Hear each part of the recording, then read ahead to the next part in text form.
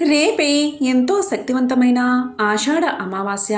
ఈ ఆషాఢ అమావాస్యని చుక్కల అమావాస్య అని కూడా పిలుస్తారు. ఈ తర్వాత రోజు నుంచి శ్రావణ మాసం మొదలవుతుంది.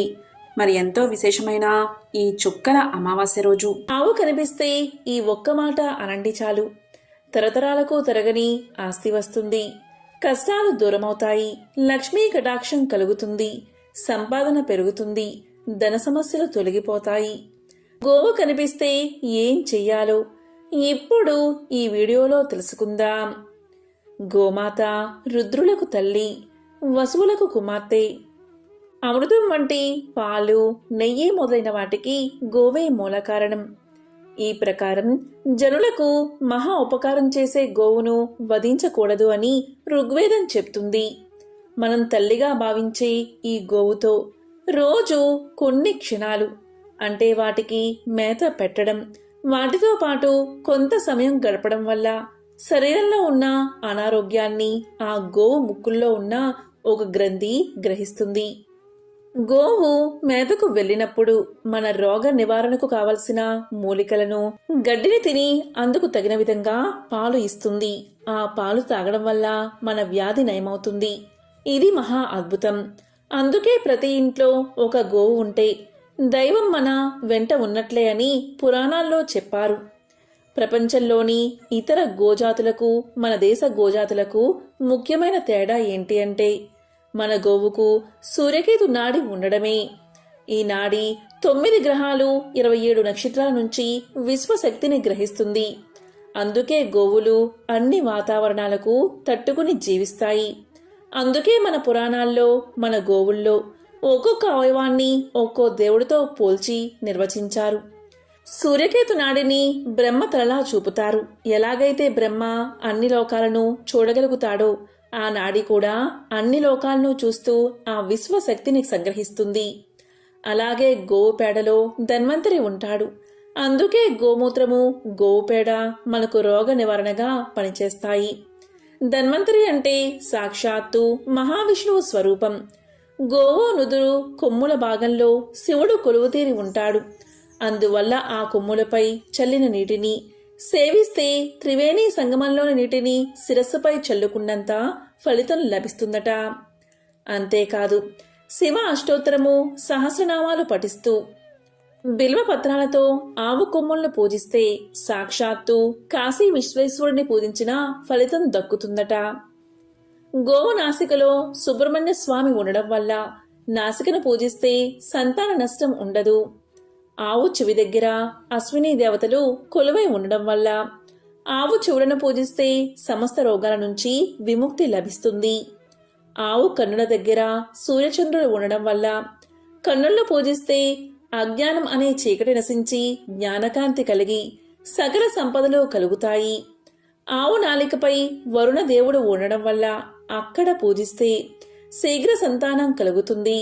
ఆవు చెక్కిళ్లలో కుడివైపున యముడు, ఎడమవైపున ధర్మ దేవతలు ఉండడం వల్ల వాటిని పూజిస్తే యమబాధలు లేక పుణ్యలోక ప్రాప్తి కలుగుతుంది.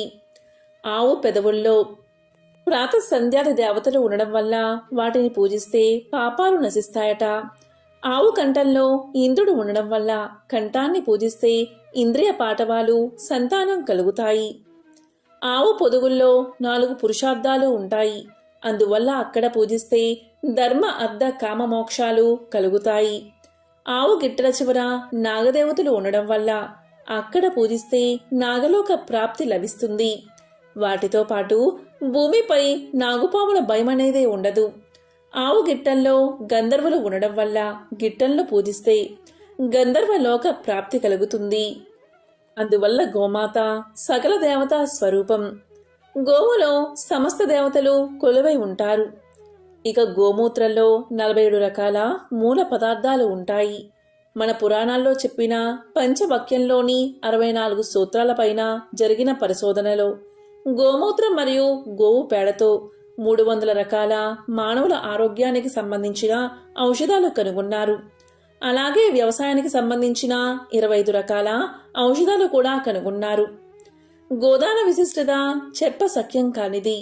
సమస్త బ్రహ్మాండాలు, సమస్త దేవగణాలు ఎవరియందు ఉన్నవో అటువంటి గోవును దానంగా ఇస్తే సమస్త బ్రహ్మాండ సంపదలను దానమిచ్చినట్లే. సద్బ్రాహ్మణుడికి సాలంకృత గోదానం చేస్తే సమస్త పాపాలు నశిస్తాయి. మరణకాలమందు చేసిన గోదానం మధ్యమ ఫలితాన్ని ఇస్తుంది. మరణం తర్వాత పుత్రుడు తనకు మారుగా చేసే గోదానం అధమ ఫలితాల్ని ఇస్తుంది అని గరుడ పురాణం చెప్తుంది. ఇక శుక్రవారం రోజు గోవు కనిపిస్తే ఆ గోవుకు ఈ ఆహారం పెట్టి ఇలా పలికితే చాలు, మీ దశ తిరిగిపోతుంది, రాజయోగం పడుతుంది, తరతరాలకు తరగని ఐశ్వర్యం సిద్ధిస్తుంది.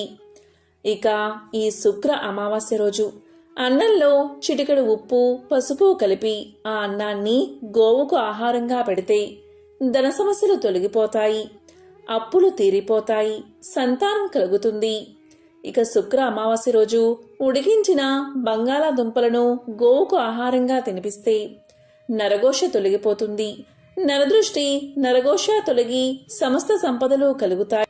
గోవుకు క్యారెట్ను ఆహారంగా పెడితే వ్యాపారాభివృద్ధి కలుగుతుంది. బీట్రూట్ పాలకూర కలిపి ఆహారంగా పెడితే ఐశ్వర్యం కలుగుతుంది.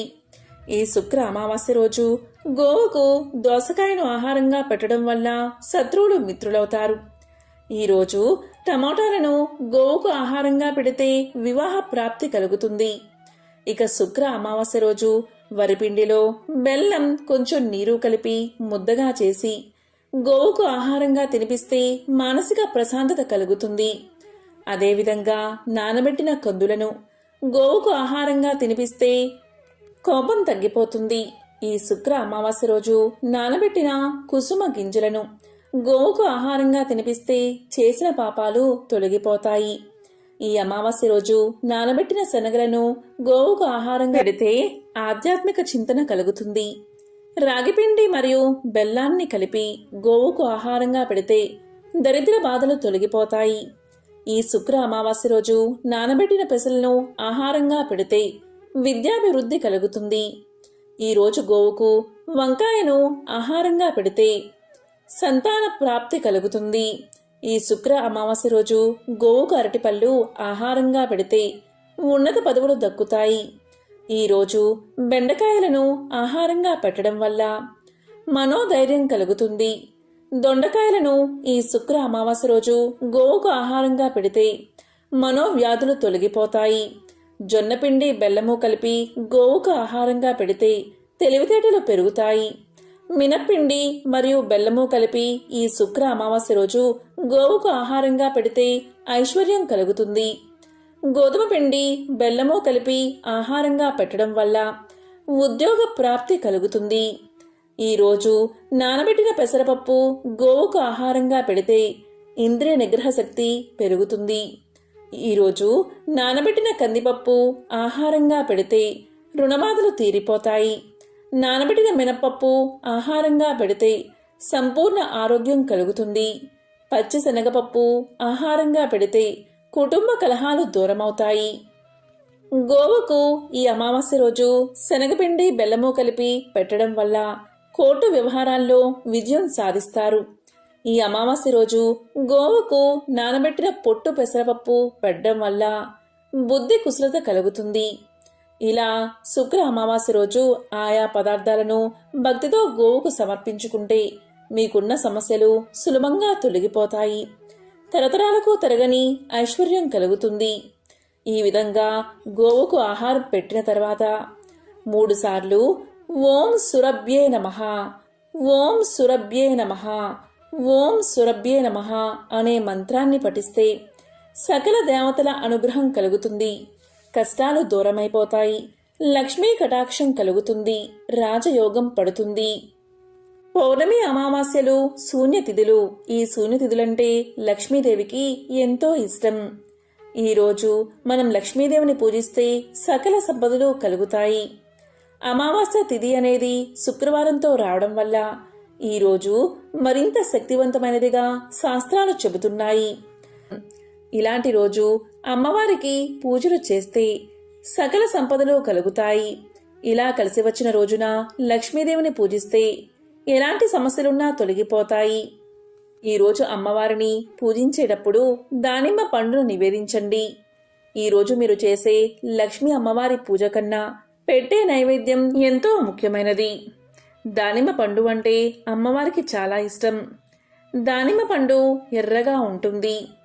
దానిమ్మ పండులో లక్ష్మీదేవి ఉంటుంది. అందుకే ఈ అమావాస్య శుక్రవారం కలిసి వచ్చిన రోజు లక్ష్మీదేవిని మీకు తోచిన విధంగా పూజించి దానిమ్మ పండును నివేదన చెయ్యండి. ఆ తరువాత ఆ దానిమ్మ పండు గింజలను ఇంట్లో వారందరూ కూడా ప్రసాదంగా స్వీకరించండి. ఇలా చేస్తే చాలు, అమ్మవారి సంపూర్ణ అనుగ్రహం మీకు లభిస్తుంది.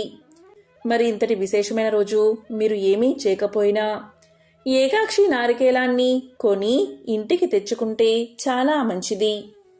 ఏకాక్షి అంటే ఒక కన్ను కలది అని అర్థం.